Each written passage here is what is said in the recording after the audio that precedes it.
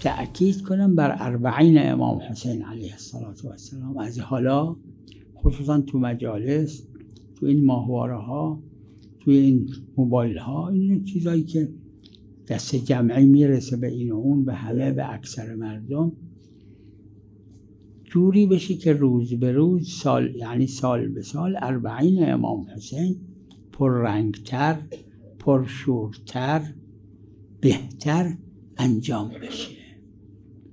چرا 20 میلیون بیان زیارت امام حسین؟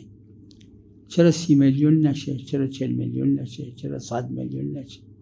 امام حسین 100 میلیون مرید تو دنیا ندارن؟ 500 میلیون مرید تو دنیا ندارن؟ کفار مرید امام حسین، غیر شیعه ها مریدای امام حسین. قصه هایی که میبینید میشنوید، غیر خود شیعه ها که تو دنیا صدها میلیون هستن.